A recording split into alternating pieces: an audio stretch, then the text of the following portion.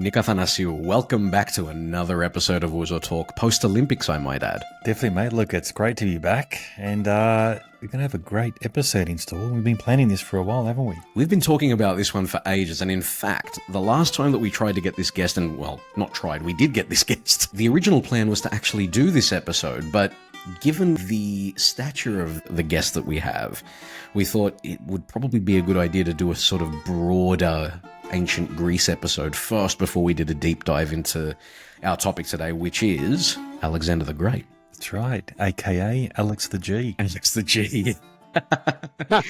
Which is not a term that we coined. We actually borrowed it from one of the emails from our guest today, which is, I'm not going to bury the lead any longer. Professor Paul Cartledge from Cambridge University in the UK, welcome to Ouzo Talk for the second time. Thank you both. Lovely to see you. I know one of you's not been so well, and I'm really pleased that you're recovered and that we're recording.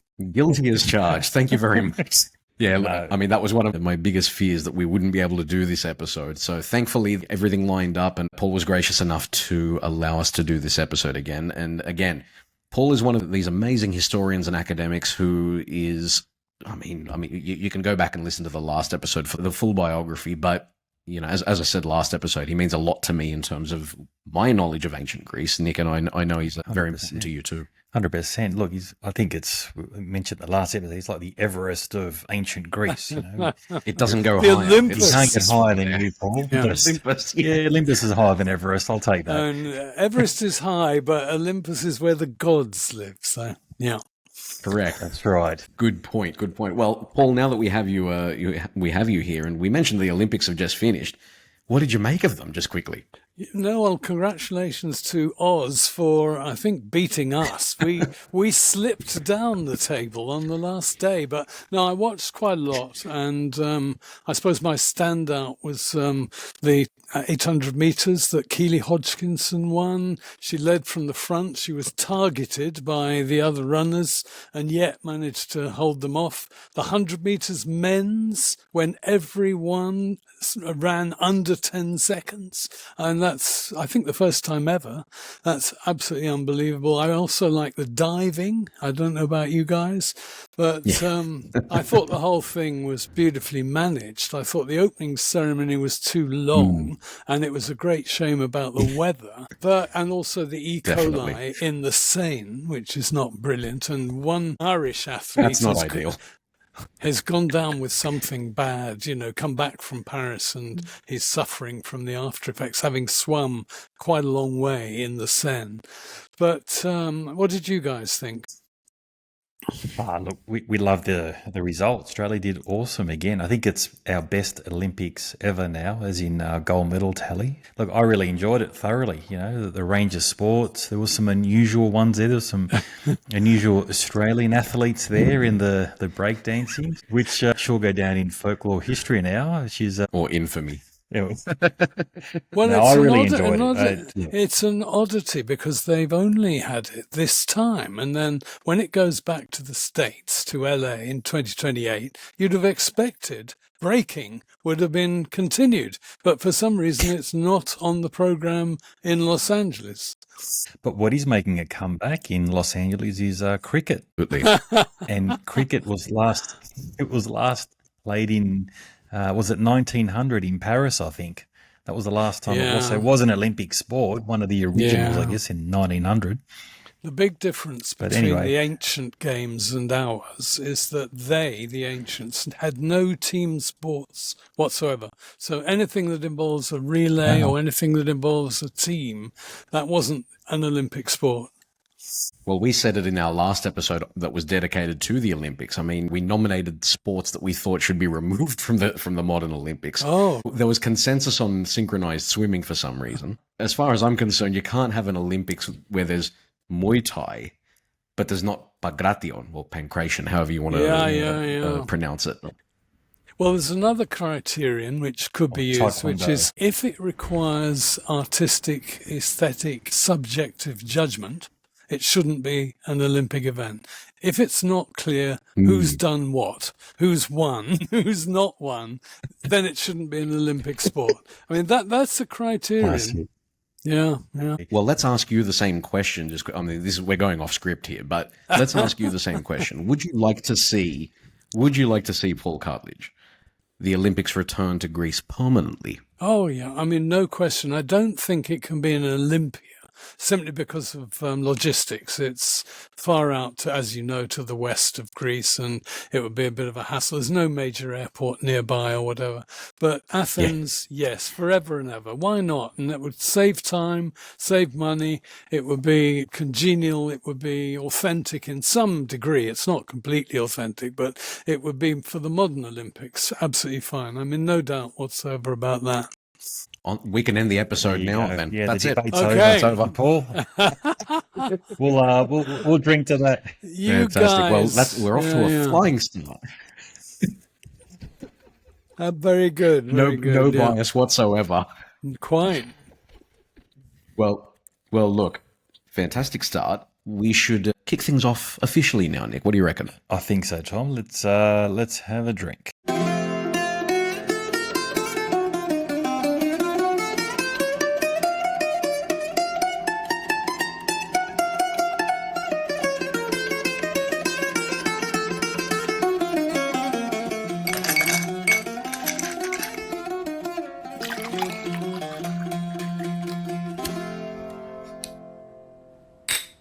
Stinyamas. Thank you. No. It's a little early in the day for me to drink Uzaki, but yeah. Well, you're drinking spirit with us in spirit, as they say. Again, Stinyamas. Stinyamas. Nice. I love it.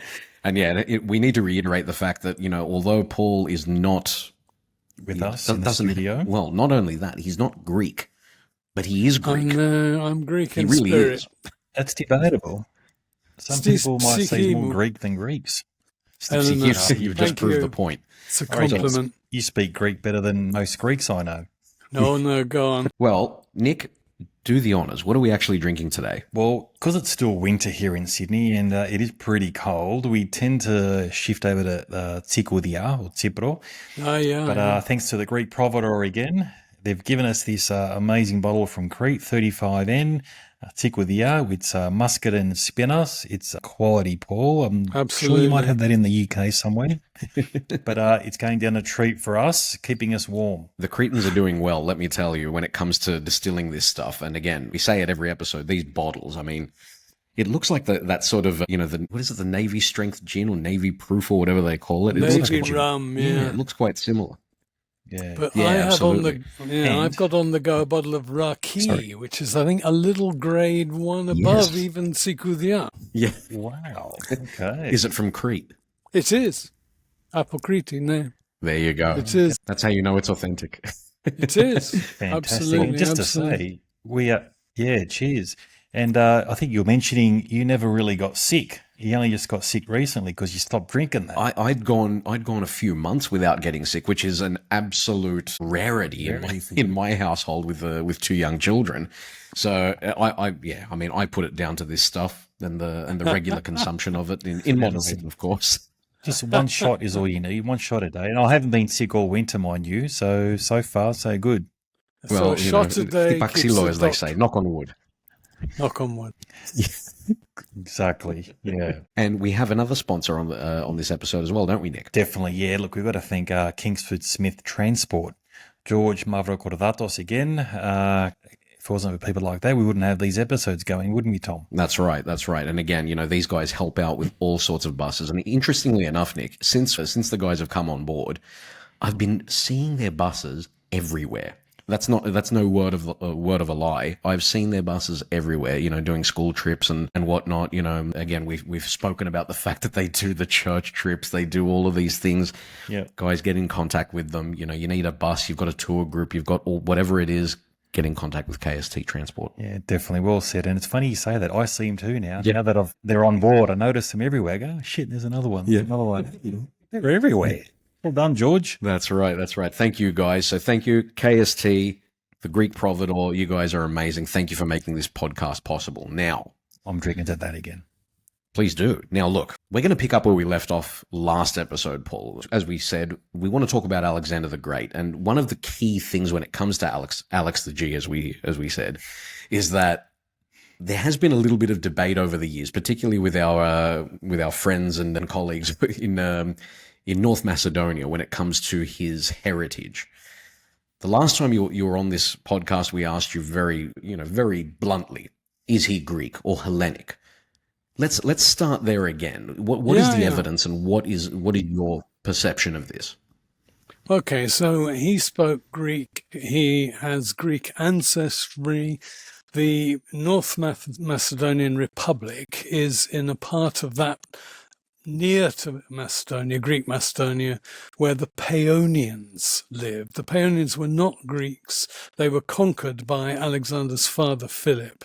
And so there's absolutely no question about the claim of North Macedonia being, shall we say, inappropriate. He is not a North Macedonian. He's a Macedonian.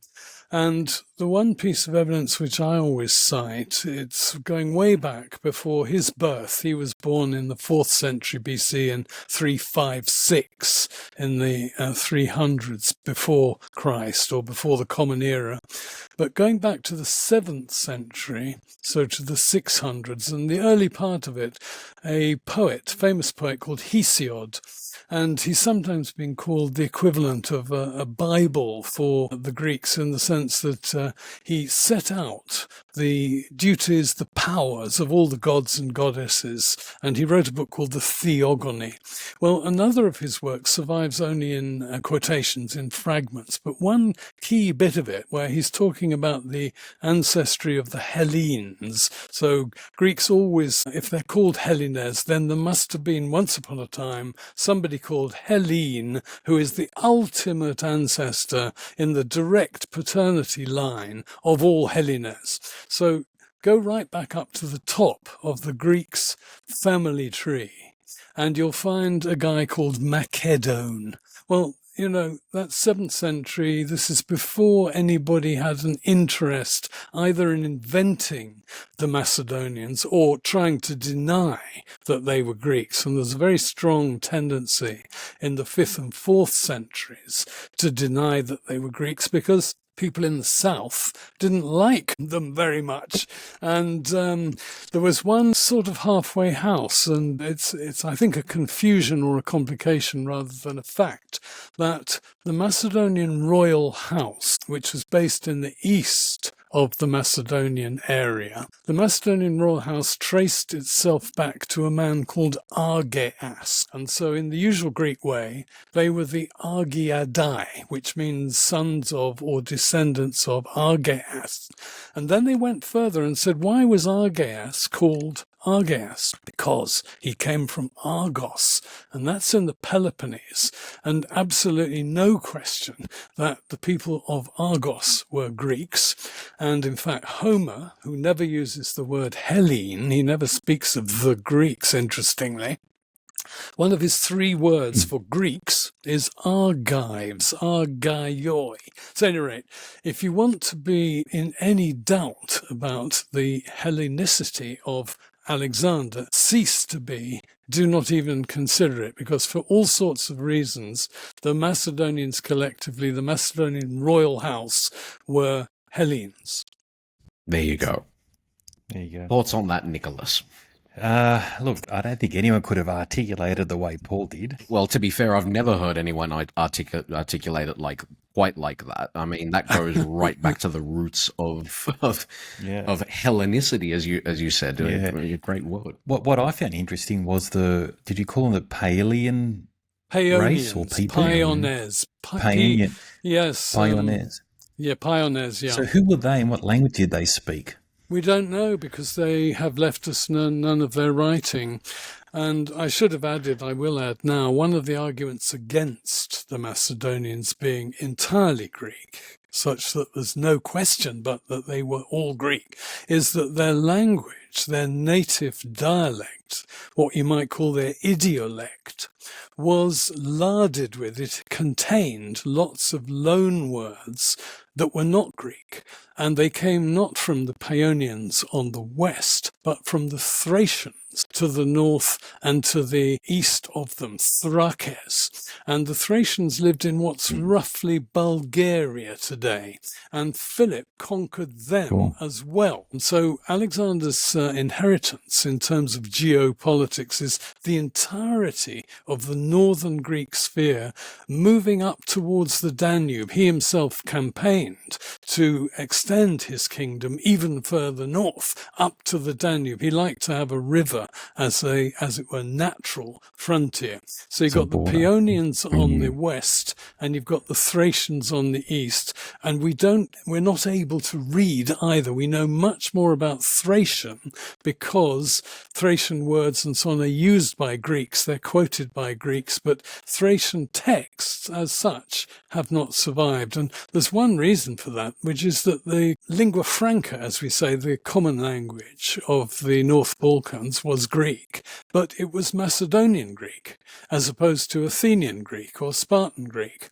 So because the Macedonian dialect was incomprehensible to someone from, let's say, Athens or Sparta, the way they talked among themselves, that was a reason for saying, oh no, that's Makedonisti, and that's not Greek, that's Macedonian.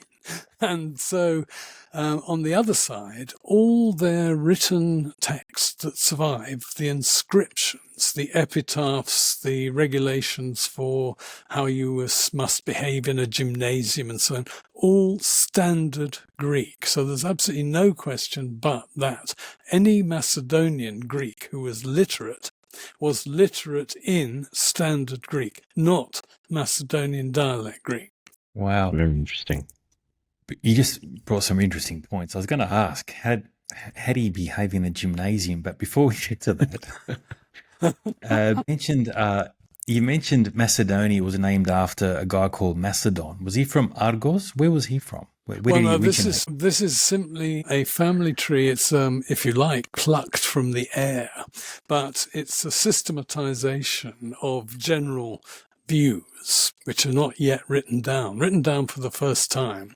Hesiod in the new alphabetic Greek. I should have added Hesiod comes from central Greece, from Boeotia, from a place called Askra, which is quite near the hill, the Valley of the Muses, and Kitharon and all that. Lots of literary associations for the place that he came from. But Hesiod has Macedon as a brother, or I think it's a brother, of Ione. Well, if you know your Greek dialects, Ionic, and then, of course, aesthetically Ionic columns, that is a linguistic branch of the Hellenic people. There are three main branches: Aeolic, which is the language that Hesiod spoke; Ionic, which is the language that, let's say, Pericles spoke, Attic Ionic; and Doric, which is the language of the Spartans. And the Macedonians' dialect was closest to Doric, not Ionic, not Aeolic, but closest to Doric. And that sort of backs up the Macedonians' own view that the founder of the royal family of Macedon was a man called Argeas because he came from Argos. Now, this is what we call myth history. It's legend. Mythos means a tale, a traditional tale. Doesn't mean it's false. It doesn't mean it's a lie. It just means it's something that's traditionally believed and repeated.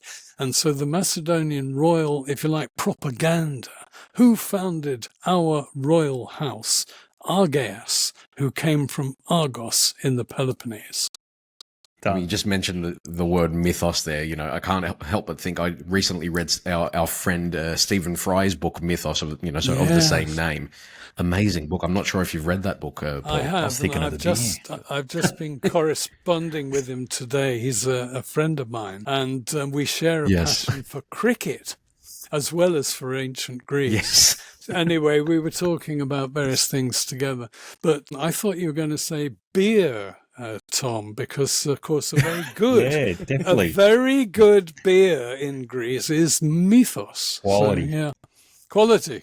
You can see the divide between us here now, Paul. He thought the beer, and I was thinking the book. Yeah, I thought Oh, well, bravo you. well, we are Ouzo Talk. So I tend to drink more, and Tom tends to talk more. So I'm the Ouzo, you're the talk kid. Is that right? Or Probably. But look, as another academic friend of ours, Professor Vrasidas Karalis from Sydney University says, it's all about isoropia, balance. Oh, right. Yes, balance. We do need to have that balance. It's a great word, absolutely. Particularly when it comes to the ancient Greeks. Absolutely. Yes. wow.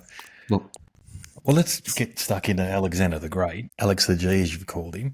So, where do we begin? So, do you want to maybe tell us, I guess, where he was born? And I'm more interested, was he more like his mother or his father growing up? Right. Well, let me just bang my own trumpet for a little bit, which is I wrote a book published about 20 years ago now. I mean, time moves on.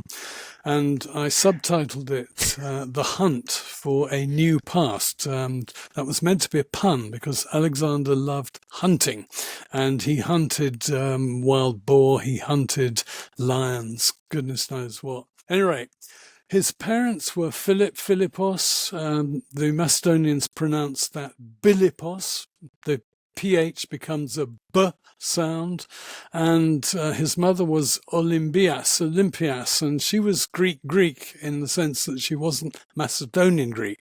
She came from Epirus, from the royal family of the Molossi, which is roughly southern Albania, that bit of Epirus on the border between Albania and Greece. And they were It's a great place. They were alleged to have met first on Samothraki, which is an island in the North Aegean, not that far from eastern Macedonia. And they were both worshipping the great gods up there. It's a mystery cult. You get initiated. And this is all, I suspect, a little bit fairy tale romance. Most marriages of that sort, dynastic, between two royal families, royal houses, were not love matches. They were geopolitical, they were strategic. And it was very useful to Philip to have a wife from the furthest west bit. If he were to contemplate expanding to the west, which of course he did, all the way to the Adriatic, then, well, let's have Molossi, which is just in that part of the world on our side through the royal house. And his daughter, Cleopatra, Philip and Olympias had a daughter, and they married her off to Olympias's brother. So you can see a double sort of unification of the two royal houses. Unfortunately, the occasion of the marriage of Cleopatra to Alexander, another Alexander, Alexandros of the Molossi, was the occasion for his assassination. And that's, I think, a very salient point. What sort of a monarchy was it? How legitimate was it? How stable was it? Well, it was legitimate in the sense that the royal house could trace its ancestry back through, I think, about 7 generations. It goes back to a man called Timenos in the 7th century BC, the 6th. And so Philip, we're talking about in the early part of the 4th century, the 300s. So by the time he came to the throne, which was because his older brother had been killed in battle against another bunch of non-Greek neighbours, the Macedonian Greeks were often fighting their next-door neighbours who were not Greek in the north. So Philip came to the throne unexpectedly because he wasn't the oldest son, and he came to the throne in 359. He married Olympias a couple of years later, so he was already king when he married, and he'd been born in 382, so he's in his 20s. And he married in 357, gave birth, they had Alexander in 356. So, terrific occasion. When Alexander was born, one of 3 messages that reached Philip was, Alexander, you have a son.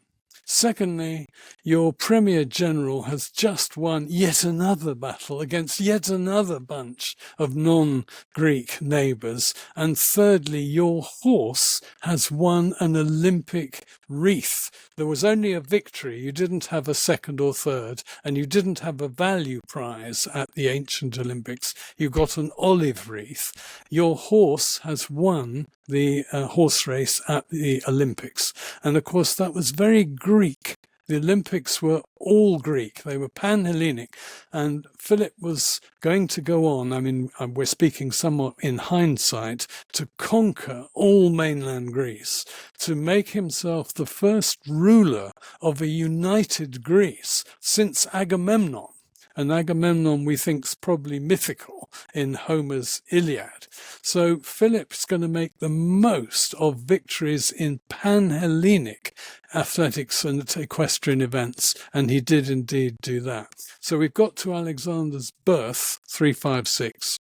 So he was called Alexander the Second, is that right? Third. And who was the first? He was the third. Oh, he was the third. So and who was before him? Who was the first and second? Okay, the first one is very, very interesting. And this is a little bit shocking, so trigger warning here. When Alexander was on the throne, the first, between the 490s and the 450s, he reigned for 40 years.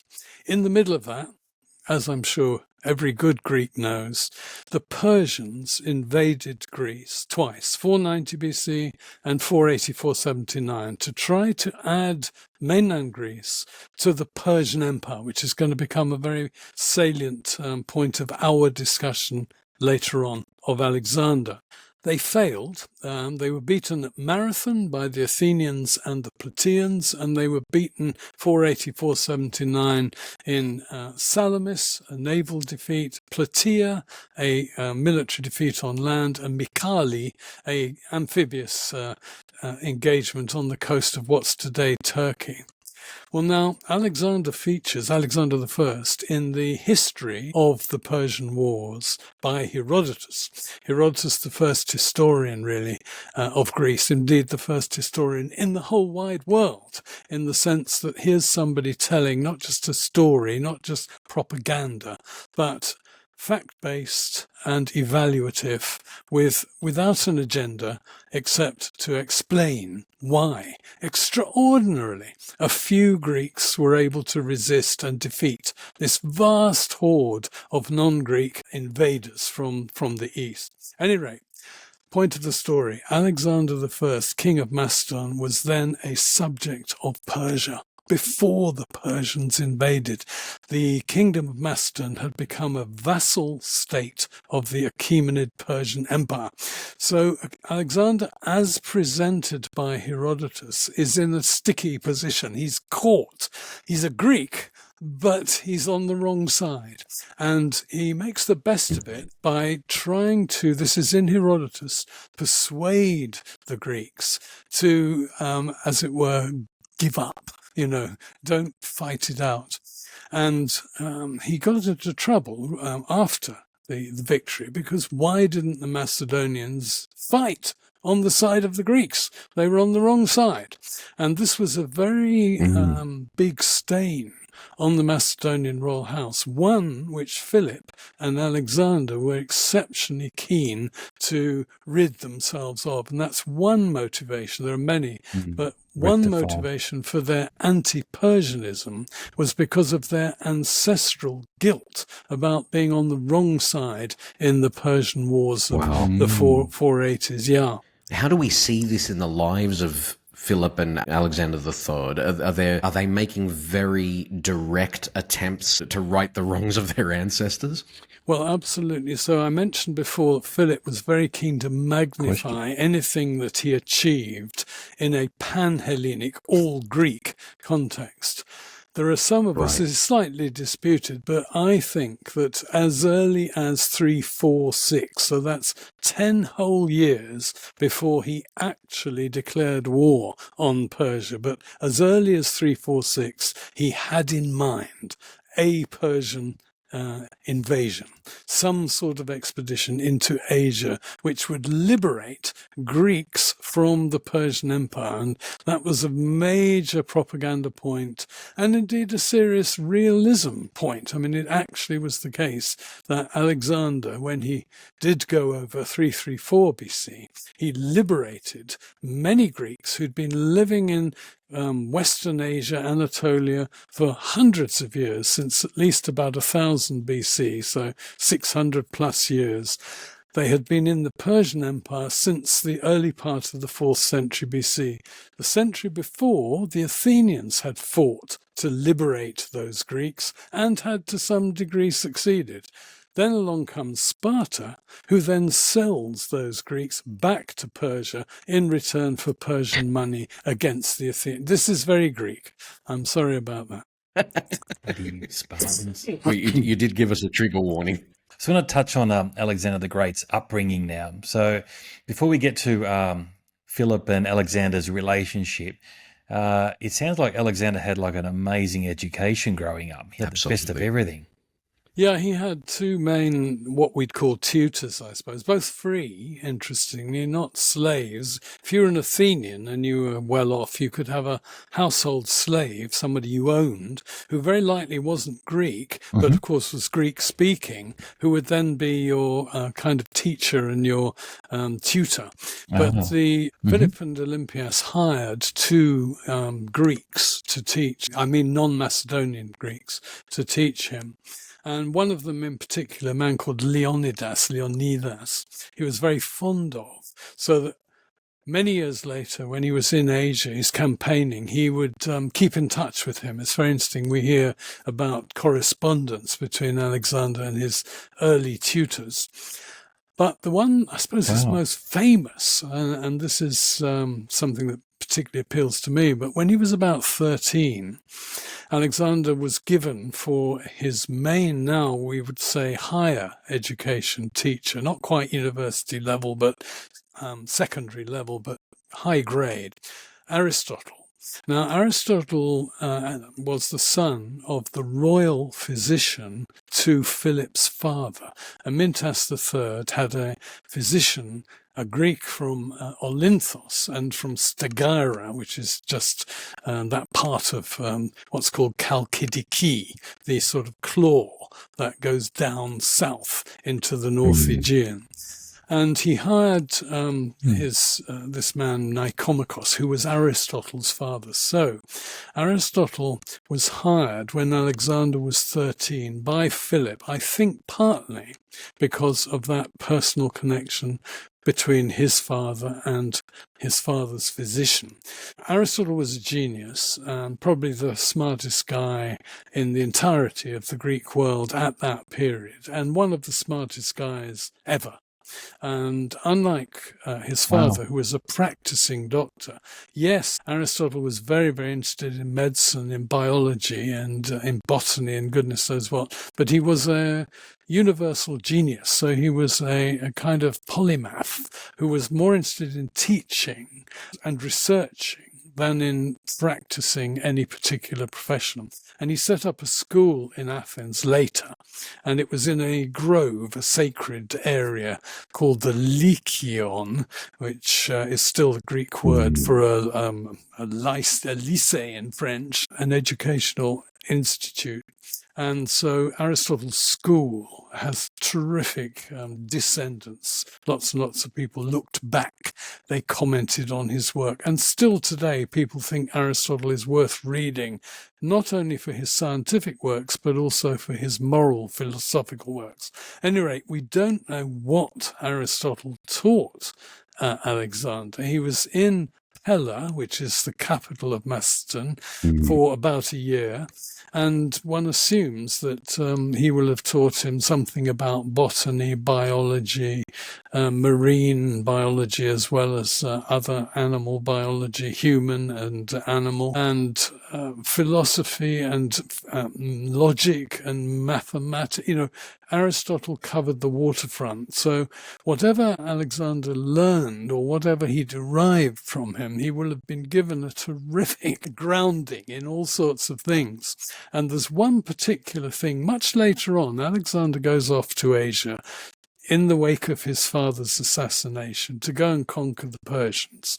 And he carries with him a text. Now, this is slightly problematic because, as you know, ancient Greek texts were written on papyrus rolls. rolls. So not books, but rolls. And the Iliad is a very, very long poem, divided up later into 24 books. Well, the sources say, the biographers of Alexander, that he carried with him a text of the entirety of the Iliad, which Aristotle had marked up for him. He probably didn't write it, because probably a slave actually did the physical labor of writing out the 15,000 verses of the Iliad. But Aristotle obviously said, now note this, Alexander, this is a really important passage, that sort of thing. And he allegedly slept on that text of the Iliad wherever he went. He was devoted to it. It was, I think, mainly or partly at any rate because of Achilles. Alexander sort of saw himself as a latter-day Achilles. Achilles come back to life. I mean, it's an interesting comparison to make too, because I find it difficult to disassociate the two in some instances. It's very interesting, but I mean, when it comes to the quality of the tutor that we're talking about here in terms of Aristotle, in modern day terms, what would that be equivalent to? I'm struggling to come up with a comparison. Like, if you were to have a tutor of the same thing, the only person that I could sort of think of that would be comparable, it'd be like a combination of like an Elon Musk or a Professor Stephen Hawking or something like that. Well, you're right. This is like the best of the best, isn't it? Yeah, I don't think Musk is a good analogy, because though he's smart, he's nothing like Aristotle in that he's far, far too emotional, not nearly enough dispassionate and rational. And whatever Aristotle was, he held some bad views, let's be honest, by our standards of women, for example, and of slaves. Sure. He thought there were some people who were just slavish by nature, that's okay. And then he thought all women were inferior in some key aspect of their intellect, their reasoning power, to all men. I mean, these are really backward views. But he was not pragmatic in the way that Musk is a hands-on entrepreneur. On the other hand, he does share Musk's love of science. And so the important thing in a way is the natural science plus arts and humanities, which Aristotle combined all of those. Alexander, frankly, was less of an intellectual than he was a man of action. So whatever he actually learned, I think probably much more important was what he put into effect in terms of being a pragmatic leader of men. And Aristotle could have helped him to some degree. What are the virtues? What counts as being a good leader? Can you become a good leader, or are you born a good leader? He discusses all those. So there isn't a royal road from Aristotle to Alexander, and then you can explain why Alexander's the way he is. But no doubt Aristotle had some influence on him. He certainly went to the right schools, though, didn't he? He did. Look, I just want to touch on his athleticism. What kind of an athlete was Alexander the Great? And he mentioned some of the rules about joining a gym. What was all that about? Yeah, but gyms was a general Greek thing, gymnasion. It's where you exercise naked, and typically you wrestle. You do some physical exercises that are on your own, but when you're into a contact discipline, it's typically wrestling. And we think wrestling today probably is not very high class. But in ancient Greece, it was actually a very upper class sort of thing to do, because how many poor peasants have the time, the leisure, the money to attend a gym? Now, a gym is not what we understand today with lots of equipment. It's an open air space with sand so that when you fall, you don't break your bones, and not much in the way of equipment. But the Macedonians were like other Greeks, the royal family like other Greeks, that they would wrestle, box, jump and run. Alexander I, we talked about him, he did compete at Olympia in the Olympics. And there was an issue, whether or not he would be eligible to compete. And he did, but he didn't win. Alexander is said to have said, yes, I'll enter a race, even at the Olympics, Greeks, but only if all my fellow competitors are also kings. Now, I think that means probably he wasn't the fastest of fast runners, and that his main skills were in the saddle, except they didn't have saddles. So on horseback, Alexander was a brilliant horseman and a horse whisperer, a horse manager. He instinctively understood horseback riding. And he had one particular horse that he used as his charger, his stallion.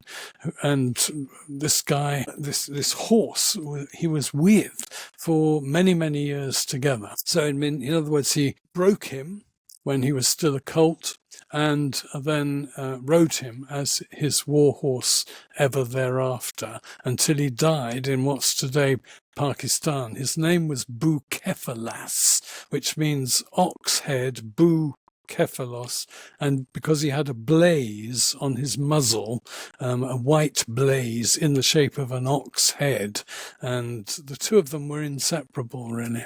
The stories about how connected to this horse that Alexander was are legendary in many respects, aren't they? Yes, and he named a city after his horse. Is that correct? He did, completely correct. As I say, the horse died. He must have been in his 30s in what's today Pakistan. We don't know where. It's never been found. It was presumably just a little village, which was then renamed Bucephala. And that's where the horse was buried. There's famous burial scenes in the Iliad. And one of Alexander's best mates, a man called Hephaestion, was given the sort of funeral when he died in Asia that Achilles gave to his best mate, Patroclus, in the Iliad. So there's a direct influence of the Iliad. This is the text that Alexander's carrying around, which had been annotated by Aristotle. So how common were those sorts of practices? The reason I asked the question is, were those sorts of practices, those funeral practices, for example, were they sort of mythic in status, or were they practices that were being used at the time? And to some degree, Alexander used it, for example, on Hephaestion and his horse, as more of a symbolic gesture that was from the past.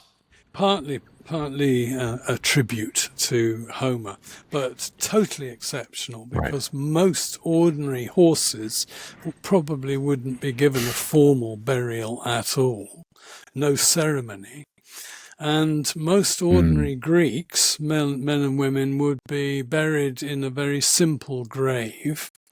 But go to Aeges today, which is Vergina, and famously in the 1970s, Manolis Andronikos excavated a huge mound and found within it 3 royal tombs. Big argument, which king was buried in which, and that's still going on. But of course, none of them was Alexander, because Alexander died in Babylon, and that's another story. He was meant to be taken back, his remains, to Vergina, but they got hijacked and they were taken to Egypt, but that's another story. But the royal burial is one thing, ordinary burial is something completely different.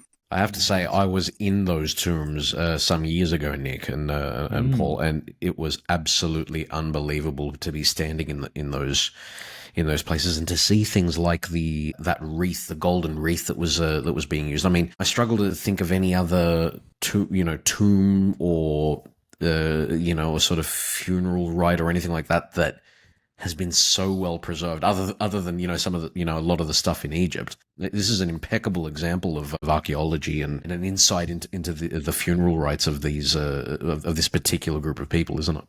Well, have you been to Macedonians, No, I haven't. Because the Macedonians were so wealthy, the royal house, from their conquests, from tribute, they were able to lavish their wealth on the funeral objects and to hire the absolutely best craftsmen from wherever in the Greek world to work for them. So we learn that, for example, Lysippus, who came from the Peloponnese, from Sicyon, he was Alexander's personal sculptor.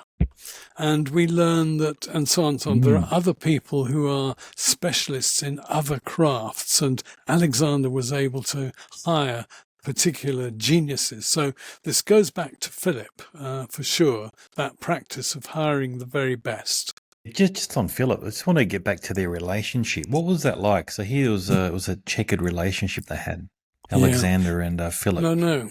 Well, here we get to an issue which I've been skirting, which is the evidence, the nature of the evidence. And one of the best sources, in the sense of fullest, most interesting, if you like, juicy, is Plutarch's biography of him. And that survives. Plutarch wrote parallel lives, so he compared a great Greek with a great Roman. And of course, the Roman that he compared Alexander to was Julius Caesar. So that gives you some idea of the level. Plutarch's writing about 100 AD, so well after the death even of Julius Caesar, who was murdered in 44 BC, so well over 100 years earlier. And Plutarch starts off his biography by saying, there is nothing that is said about Alexander by one person that is not contradicted in another source. So his point being that there's a terrific ton of literature, because Alexander was so famous that many people wrote about him, but Plutarch, having read it all, is a ferociously literate and learned man. He compared and contrasted his sources who contradicted themselves. So what can you say? He also said, I'm writing not a history of Alexander, but a life of Alexander. So what did he mean by that? He meant, I'm not so interested in answering the question, why did Alexander want to conquer the Persian Empire? What was the effect of his conquering the Persian Empire? I'm much more interested in what were the things that Alexander most was interested by. What sort of facial features did he have? Did he have any strange tastes? So the little things as opposed to the big things that all together make up the man, rounded as a whole human being. So Plutarch's great, but for the history as opposed to the life, we rely on a guy a little bit after Plutarch. He's called Arrian. He's a Greek. His full name is Lucius Flavius Arrianus Xenophon, because he was a Roman citizen, though he was a Greek person. He came from northwest Asia Minor, northwest Turkey today, and he wrote a campaign history. So Alexander on campaign from 334 to his death in 323. Using earlier accounts, of course, he's writing hundreds of years after Alexander's death. At any rate, to get back to your question, everything we know about Alexander's first 20 years, almost everything, is contained in, I think it's 7 chapters of Plutarch's biography. So no other author was either interested in or able to get access to evidence for what Alexander did from the age of 0 to the age of 20. It's quite a striking fact. So that includes his relationship with his dad, because why did he become king at the age of 20? Because his father was assassinated. So the anecdotal evidence is that he and Philip got on very badly indeed towards his late teens. So Philip goes off campaigning when Alexander's 16. He goes off to the east against those Thracians I mentioned, and he leaves Alexander as regent, age 16. Amazing. Alexander's ruling Macedon, you're right. So you think they're getting on okay. Well, while Philip's away, Alexander engages in a campaign, and he renames a town not far from Pella, Alexandroupolis, not to be confused with the modern Alexandroupolis, but Alexander City. Well, Philip, imagine what Philip's thinking. Gosh, my son is sort of threatening me, age 16. And because his mother Olympias, long since had fallen out with Philip, one reason being Philip had, were they real wives or were they just relationships with whom he had children? He had 7 women whom one could call a wife. His principal wife was Olympias until she was replaced right at the end of Philip's life, and it's part of the reason why he died, by a lady called Cleopatra. Well, now, imagine Olympias and Alexander falling out with Philip and getting on well with each other to plot against Philip. There's even the suggestion that Olympias was behind Philip's assassination, in which case Alexander, though he didn't do the deed, he too would have known full well what was going on and was in a position to seize the moment to make himself king. It's a pretty murky thing, but we just have to speculate.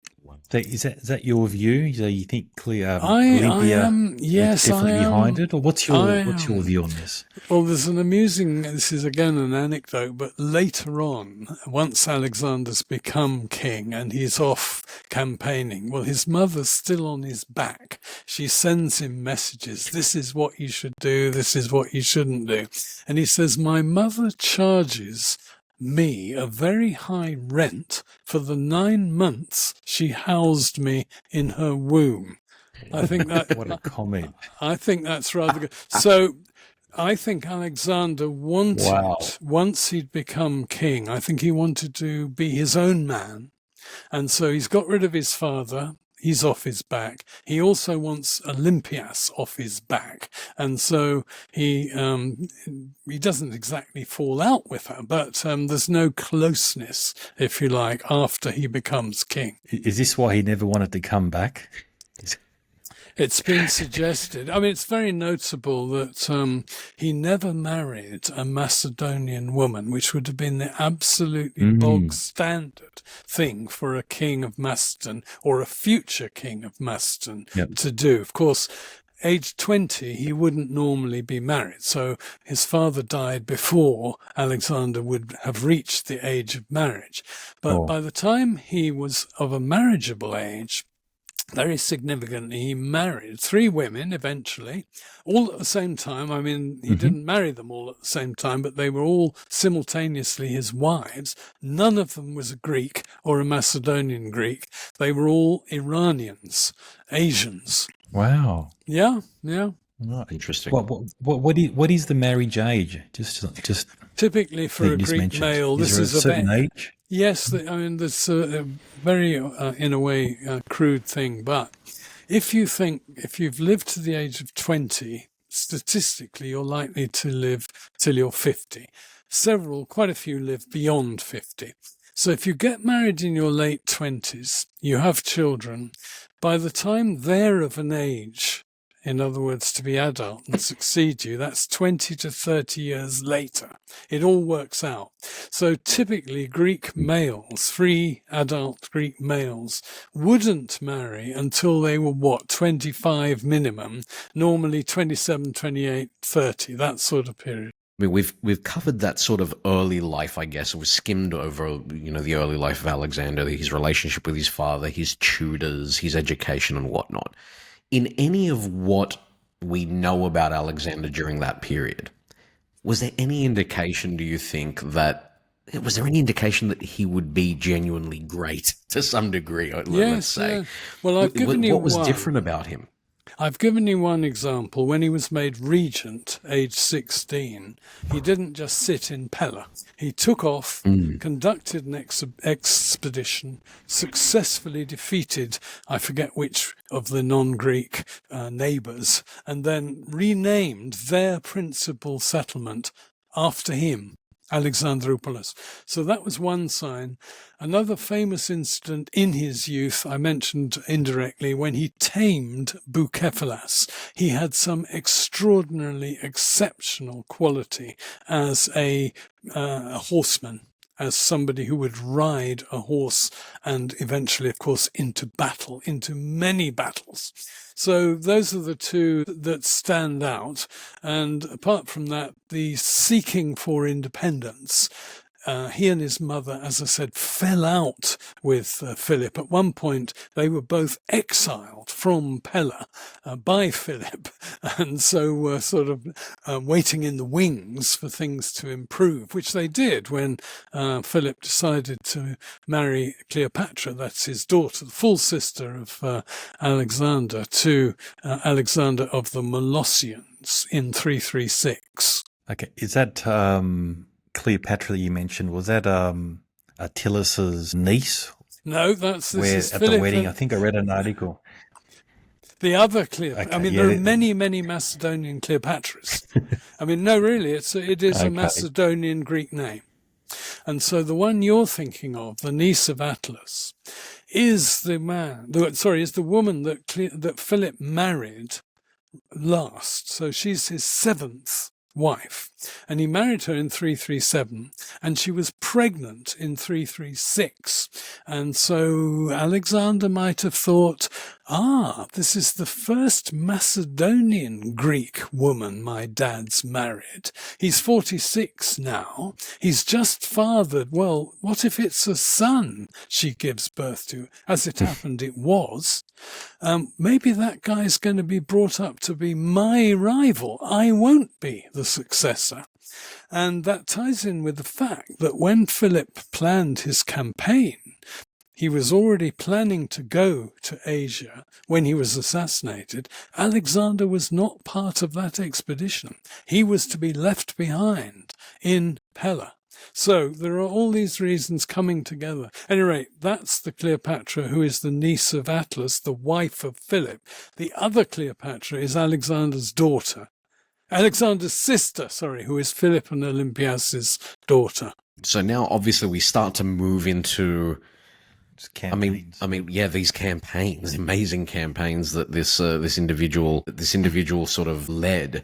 And I mean, in terms of the legacy of those campaigns, what is the level of significance of Alexander's campaigns through? I mean, in terms of going from modern day Greece and Macedon through to as far afield as Pakistan. Had anything like that been done to that point? No, absolutely immense. The Persian Empire of the Achaemenids was the biggest empire ever yet, so in human history, before, in other words, the unification of China. And to conquer it, millions of square miles, was almost unthinkable. But Alexander somehow had got it into his head that it was his destiny to go to the ends of the earth. And so as far as he was aware, if you keep going east, you eventually hit ocean. He didn't know about China, so he thought the east and hitting ocean would be somewhere round about Pakistan today, or Bangladesh and India, and then there would be nowhere further to go, as it were. And as it happens, that's as far as he got. Why did he want to do it at all? I mean, that's $1 million question. Partly it was to do better than his dad. His dad never, of course, got over to Asia, and it's not clear that he had in mind to do much more than just make a big demonstration, free the Greek cities of Western Asia, and then come back to Macedon, whereas Alexander ploughed on, having won his battles in what we call Turkey. He goes on through the Levant and then into Egypt, and then, of course, all the way eventually to Iraq, and then eventually to Iran. Why? Driven. The sense of destiny, because he could. He was a genius leader of men, not only in battle, because of course he has to keep up the morale of these troops as they're spending years campaigning. in very tough conditions, and the toughest of all are the conditions in Afghanistan. And he's one of the very few people who's ever conquered Afghanistan. It took him 3 years, and then it was pretty quickly lost because it's so difficult to keep it down. You have to constantly monitor the local tribes people. And if you would like me to tell you what I think are the major battles or the major events of his campaign, I can certainly do that for you. Well, what's striking about him, whereas previously, before him, to be a great general, you had to be a great general, either of cavalry or of infantry, or in combination on land, or you had to be a great admiral of a fleet. Alexander, because Macedon had no fleet, they used Athenian ships to support the land-based campaign in Asia. Alexander was no admiral. He chose very skilled Cretans and people from the Cycladic islands to command his fleets. So he was a good delegator, but he was nowhere in the stakes for being a great admiral. However, what he was phenomenally great at was combining cavalry, and he himself rode as a cavalryman in the front line with various types of infantry, including new types of infantry which his father Philip had introduced, in particular infantrymen who wielded a pike that was about 18 foot long. It's called a sarissa, and that had never been used before, so it makes it very difficult for the enemy to get anywhere near the front line of a Macedonian army. But that wasn't all. In order to progress, he had to win 4 pitched battles, which combine infantry and cavalry.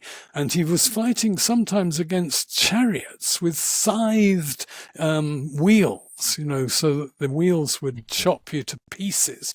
He had to fight camels, which no Greek commander had ever had to fight war camels. At any rate, that's in terms of the elephants, we understand as well. And war elephants in India. Absolutely, completely right. There's a famous Raja. He's called Porus in Greek. Power of a Raja is about 2 meters high, apparently. And Alexander so respected him, having defeated him, that he allowed him to retain his kingdom. So he became a vassal king on the northwest frontier of Alexander's empire. But in addition to the battles, this is, I think, my main point, he also had to combat troops who were nestled at the top of mountain passes. He had to scale entire mountains in winter. He had to conduct sieges. The most difficult siege of all took him 9 months because it was of an island, which is just off the coast of the Levant, what we call Lebanon.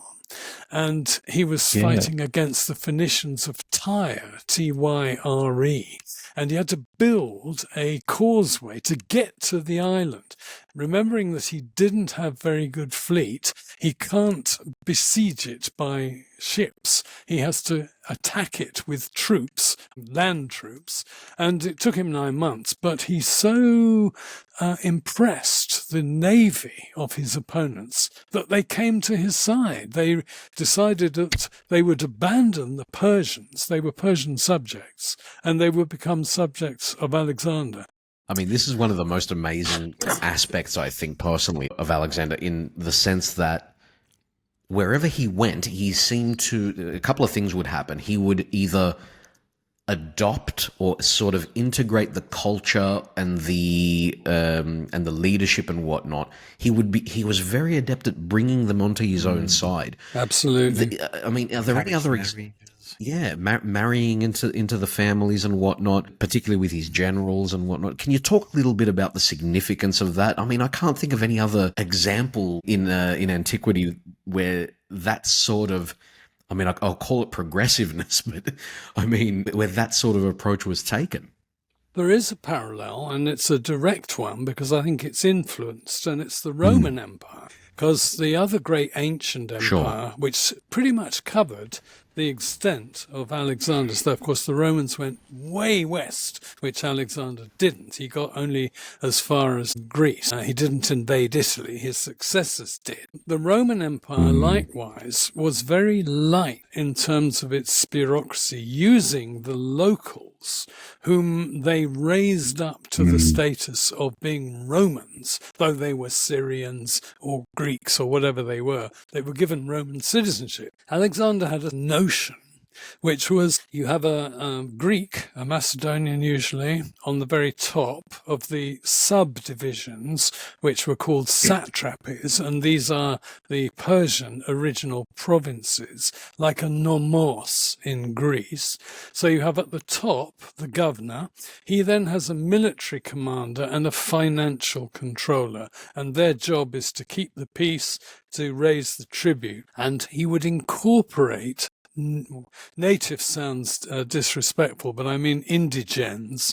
And the first one, a man called Mazias, was the man that he made controller, overall governor, a non-Greek, a Persian, for the first time to control Babylonia, which is southern Iran.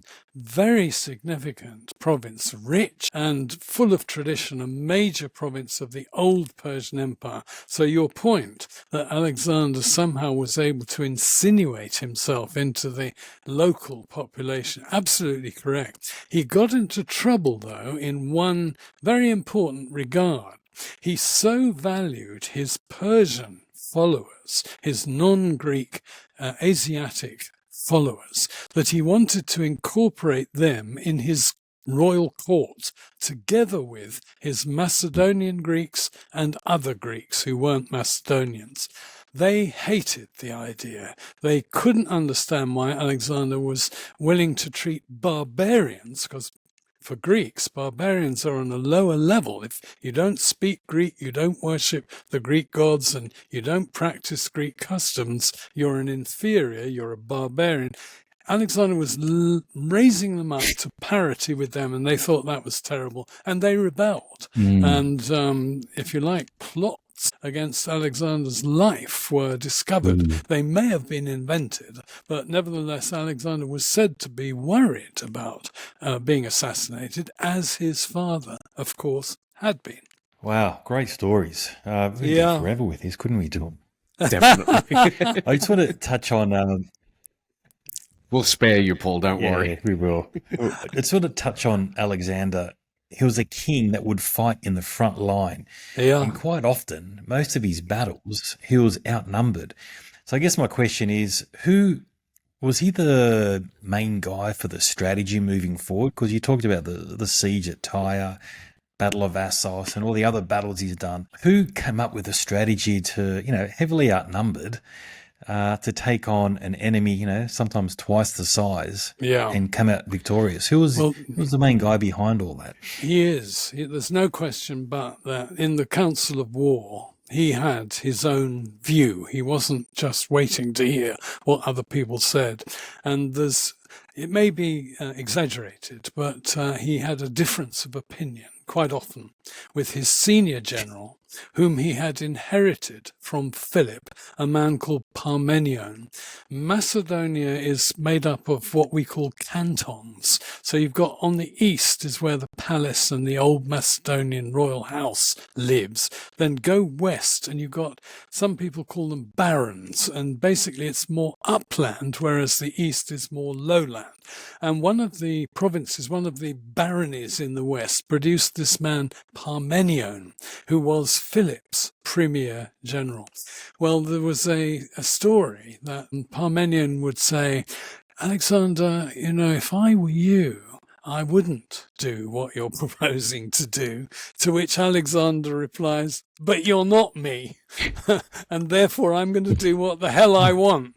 And so it is, I think the point of that story is that Alexander was bolder than Parmenion. Parmenion was perfectly correct in terms of experience and, as you say, the forces available, which were typically smaller. But Alexander knew that, and now this is a Napoleon quote, morale, the morale factor is 3 times as important in warfare, i.e. winning battles, 3 times as important as all the other factors put together. Well, now, this is not a precise mathematical point. So what he means is strategy, tactics, weaponry, numbers of troops. No, more important is the spirit with which they fight. And in order to fight well, you have to have 2 things, basically. Well, 3, really. You have to be well-trained and well-equipped as you can. You have to believe in the cause, that it's worth potentially dying for. And thirdly, you have to fight for your commander. If he says this is the way to go, that's the way you go. And Alexander's, if you like, luck, but also brilliance, was that he kept winning by the scruff of his neck, by the skin of his teeth, just managed to pull it off when no one else would have done. And what then happens is an aura builds up around the commander, that the troops think this guy must be a favorite of the gods. At his very first set-piece battle, he was about to be killed when one of his companions noticed the arm of the man, the Persian, trying to kill him, was coming down with his spear, and the man next to him cut that man's arm off. So Alexander could have died in the very first battle, the Battle of Granicus. No Alexander the Great. That was the difference between extraordinary success and total failure. I can't help but think back to the documentary, the Greeks' Crucible of Civilization that you were involved in talking about that.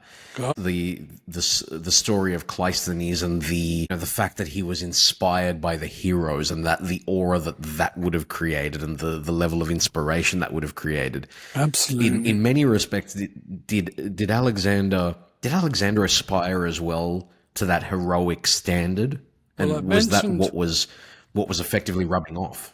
I mentioned Achilles, and what's most famous, apart from the fact that he was a brilliant fighter, is that he chose to live a glorious short life rather than an inglorious long life. And Alexander was just the same. So Achilles was the son of a local king, so he was a hero in that sense, but his mother was, of course, a goddess. Alexander believed that ultimately his ancestors, and this is a physical thing, were Heracles, and because Heracles was the son of Zeus. So he believed that he was divinely descended. He also believed that he was divinely sort of inspired, that these two, Heracles and Zeus, were particularly favorable to him. And then when he went to India, which is the furthest east that he got in 327, 326, 325, there were 2 famous Greeks, one Heracles, the other Dionysus, who had been to India before. Well, Alexander is said to have said, if they can go, so can I. And what I'm going to do is I'm going to conquer the Indians. Now, I raised before the issue, what did Alexander think he was doing? What's the point of all this conquering? He can do it, and it brings fame and glory. But apart from that, as it were, what's the point of those achievements? Maybe we can come back to that later. I think we sort of touched on it. So he must have been a great athlete, because when you're in battle, you're there for a long time.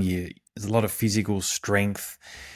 So because he was in the front line so often, he must have been a great athlete, obviously. Yeah, all of that. But he regularly was wounded, which would have weakened him.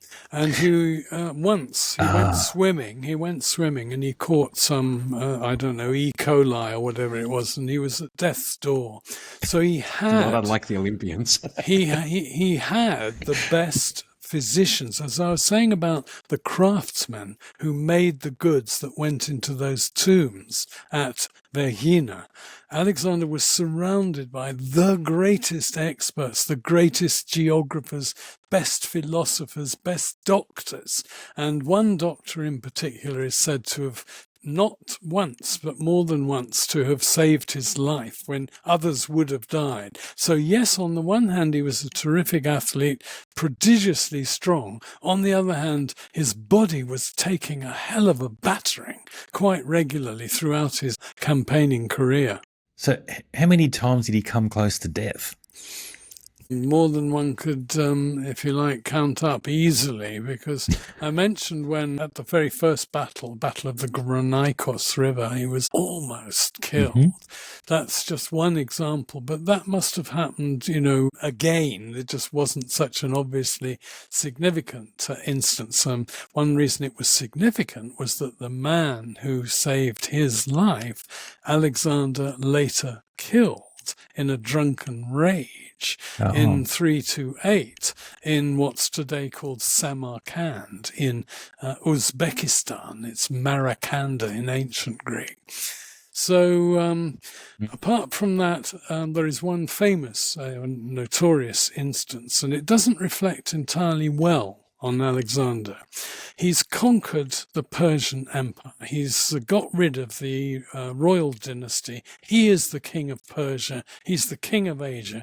And he wants to keep going, but his troops rebel. They've had enough. So this is the famous rebellion in 324 BC. He's got to come back from what is today Pakistan. And so he goes down the Indus to the Indian Ocean, and he then goes along to the west, along the Persian Gulf and the Makran Desert and so on. But in between having to turn back and hitting the Indian Ocean, he comes to a place called, we call it today Multan, and he's fighting against a local people who are well embedded behind a fort. He personally climbs up, and I think the story goes that he's the first over the top into the fortification, where he's isolated, and many of the locals set on him and leave him within an inch of his life. And so you could say, on the one hand, terrific heroism leading from the front, but also incredibly risky, and also why conquer these people? Why not just leave them alone? You're not going to directly rule them. They're too far away. So just go back, At any rate, the jury's out. Wow. And he did conduct a massacre. Once the place had been taken, in other words, the siege had succeeded, many of the inhabitants, presumably including non-combatants, were slaughtered. And it wasn't the first example. Wow. Alexander had been very, very tough, and his reasoning was, as an example, you don't want, as you're advancing, to find people rising up in rebellion behind you. So you make an example of significant towns so that people will say, oh, well, if that's what happens to rebels, I'm not going to rebel. I want to talk a little bit about Alexander's personal life. And one of the things that sort of keeps popping up in antiquity is the relationship between men, young boys, and same sex relationships in many respects. I mean, obviously, Alexander did have relationships with other men. Tell us a little bit about his personal life in that respect. Yeah. What was the significance of it? Well, he was, as I say, was not married till his late 20s, which is absolutely standard in ancient Greek practice. So what do men do for sex before that? Well, when they're adult, they can have younger, junior lovers, and it's absolutely standard thing, not peculiar to the Macedonians, but generically ancient Greek, not though universal. In other words, not everybody has the time or the leisure or the money to indulge in courtship and social relationships, which are also sexual, but not only sexual, between a young adult male not yet married and an adolescent male who is a prospective adult. And so modern people think of that as pederasty because the junior partner is a sub-adult, is a child. And the Greek word paiderastia means sexual desire for a pais, for a underage a child. And that was not thought to be in itself immoral or unsocial or antisocial. It was thought to be a cultural practice that was organic and normal. And what we're not quite sure about, there is one man in particular with whom Alexander was particularly close, and I mentioned him already, Hephaestion. They were brought up together, they were taught together by Aristotle, and therefore they were probably about the same age, whereas the standard type of pederastic relationship is young adult with an adolescent. So age gap, 2, 3, 4, 5 years.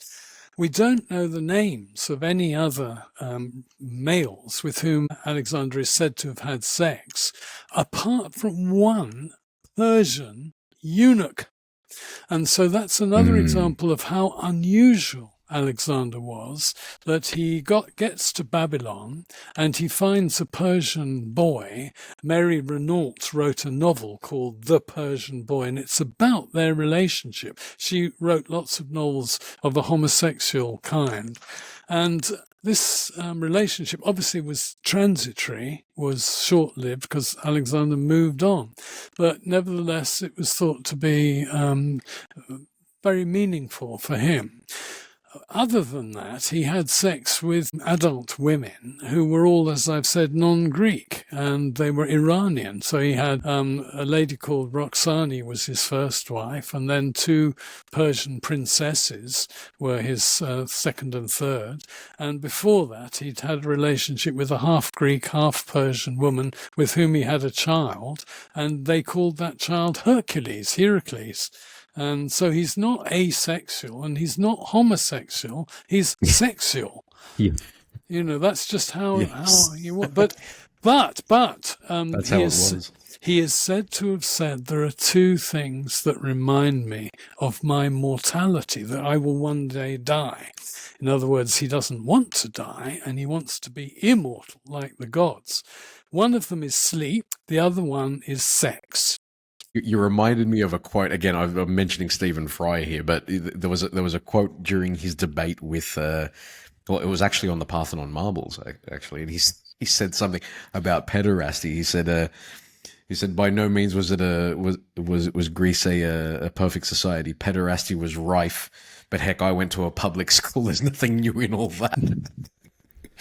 Yeah, well, there, as I was saying, one of his people. best. Yeah, well, yes, but it wasn't pederasty because presumably Stephen was referring to sex with people of his own age. Whereas if a teacher in their 20s, now we have rules around that, and the ancients, they had rules. You've got to not be promiscuous. Right. You've got to observe. Say the father of a boy objects to you trying to get off with his son, then you mustn't get off with his son. There are rules, but it's just that the act the act in itself is not thought to be sinful or immoral, which is a Judeo-Christian legacy, and that's why homosexuals have had such a rough time. That's very interesting. I did never sort of thought about that. I mean, so these were very socially acceptable relationships, even from a parent's perspective. If you're Plato, at one point in Plato's career, he never married. He says that it's the only way to achieve that sort of amazing meeting of minds between the teacher, who is an adult, and the person being taught, who is an adolescent. And therefore, there's likely to be a sexual component. But their meeting of minds for higher, non-sexual purposes, but the harmony of the spirits. Well, that's of course Plato. That is not a normal, typical view. But the point is that there was nothing, he didn't have to argue against the very fact of what we call homosexuality or pederasty. I just wanted to ask, how many kids did Alexander the Great have? Was it just Hercules before we move on to his legacy and what happened after his Roxane death? was pregnant when he died, and so she gave birth to a son after. But this is probably the time to bring in his death and what happened to his empire. The answer shortly is that it disappeared. It disintegrated, that there was no Alexander to take over from Alexander, and it was divided up broadly into three big territorial kingdoms, one based in Macedon in Greece, one based in Asia, and one based in Egypt. These are territorial monarchies, the Antigonids and the Seleucids in Asia and the Ptolemies in Egypt. Alexander's son didn't live long, probably was murdered at some point by one or other of the rivals who fought each other for about 50 years to see who would become the next Alexander, and none of them could do it. So apart from Hercules and this son, none that we know of. Which is one reason why there was nobody to fight for Alexander's legacy. Personally, there was nobody to defend Alexander, in the way that sons can. And what can you tell us about his ultimate demise, his death? Well, since his father was assassinated, and since assassination was quite common in the Macedonian royal house, because he died in, shall we say, extreme circumstances in Babylon in June 323, of some sort of very acute illness, the thought immediately arises he was poisoned, and somebody therefore wanted him out of the way. And there is evidence that his immediate circle were unhappy that he was more keen to stay in Asia than to get back to Greece. They wanted to get back to Greece, many of them. At any rate, that's one possibility, that he was poisoned. We'll never know, because the corpse was taken eventually to Egypt and eventually to Alexandria. And so, of course, it's disappeared, and we've no idea. We can't do a DNA or any other test on it. But other possibilities are that it was an infection caused by some virus, and various viruses have been proposed as the virus, and we'll never know. But I personally think the combination of the war wounds, the illnesses he'd had before, would have left him vulnerable to any very strong new virus in a new situation such as Babylon. Yeah, he hadn't been there before, and therefore he was vulnerable, and that he died by what I would call natural causes, but that wasn't sufficient for the gossip mongers. Wow. Okay, well, that's fascinating stuff. But one last thing. So I understand when he died, they attempted to take his body back to Macedonia, but got hijacked, went to Egypt, and it was still around for, another 200 years, because we had, Roman generals visit him, and it was like a place to go and see. Where do you think his body may have ended up? There's some interesting documentaries about it at the moment. I know. The last, I think, historically valid claim is that Emperor Augustus visited Alexander, was then mummified and in a tomb, and broke off his nose. That sounds like it's a dig at the clumsiness of Augustus, but I think you don't make up that detail if Augustus hadn't actually visited the tomb. So where is the tomb? Well, it's underwater. I'm almost certain that the sea level has risen, and the royal quarter, the quarter also where the museum and library of Alexander were, they're all now underwater, and divers have been not digging, but physically raising from underwater bits and pieces of sculpture and so on. But I don't think we'll ever find the actual tomb, because I believe that tomb has physically disappeared into the depths. But we do Unbelievable. we do, on the other hand, have legacy, and this is something, it's a separate subject. But the myth or legend and legacy of Alexander is promoted throughout the Western world and into Asia, into Arabia, by various means. The main literary vehicle being the Alexander Romance, which was first of all composed in Alexandria several hundred years after Alexander's death. But I'll give you just one fact which it claims, and you won't believe this, that his father was not Philip. No, his father was Nectanebus, or Nectanebo, who was the last pharaoh of Egypt before the Persians reconquered Egypt, and then Alexander conquered the Persians. So what that does is give Alexander a legitimacy to the throne of Egypt by birth. Yes. And so it's complete nonsense as fact, because how does Nectanebus get to Pella to meet Olympias and have sex with her? At any rate, there are lots of legends like that which are fascinating. Well, the only thing that we can be very certain of is that this is a story, and this is in many ways, a symbol that has served to unite many Greeks. And, there's obviously that sort of pride that Greeks feel, and to the point where so many other people have tried to claim him as well. I mean, it really speaks to the legacy of this individual and how important he was. He's one of only two people that I know of whose name has been enfolded into Megalexandros, and in France, Charlemagne. Same point, Karl der Große in German becomes Charles de Magnus in French. So he was so great that his greatness was thought to be a part of him. There are bad sides. I've mentioned one or two. I'm not trying to paint him as a saint, but he was, both in ancient Greek terms and in my terms, a hero. Without parallel. I think really there is no parallel as a conqueror, except maybe Genghis Khan. He's greater than Napoleon because he never suffered a major defeat.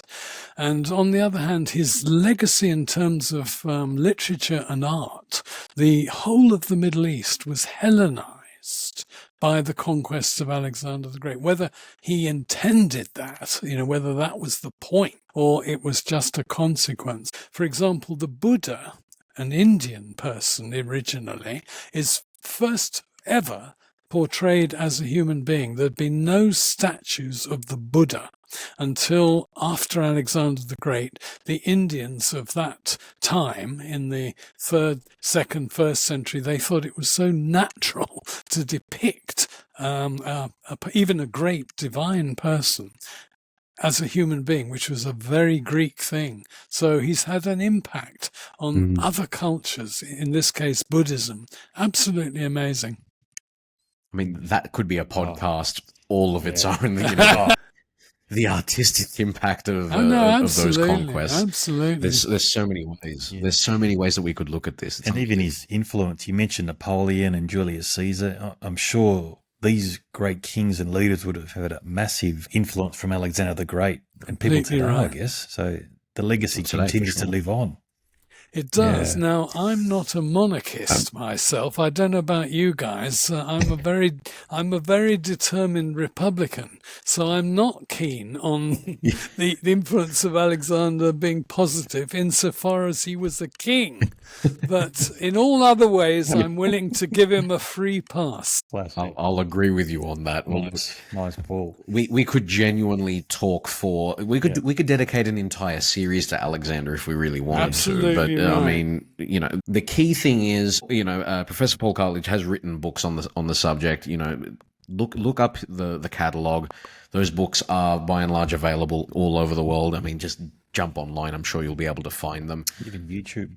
Yeah, I mean, yes, documentaries. I'm sorry to say, on there as well. Well, look, for those wanting to read up more on the subject, please do look up Professor Paul Cartledge's books, and look up his lectures, or just listen to this podcast again. We really appreciate everyone taking the time to celebrate let's say, this this amazing person and someone who is so culturally important to us. Professor Paul Cartledge, thank you so much for coming back to Ouzo Talk. It's been an absolute honor. Thank you, Tom, and thank you, Nick. Yachara, and have a great rest of today. And apologies for going over time. So we will reach out to you again. But look, thank you so much again on behalf of me and Tom. Look, it's been great. We could have gone for another 5 hours. Absolutely. I know we're all short of time, but it was brilliant. Thank you. ouzotalk@outlook.com is the email. Follow us on social media at Ouzo Talk and at Ouzo_talk, as well as on YouTube. Nick Athanasiou, Professor Paul Cartledge, thank you very much, gentlemen. Thank you, everyone.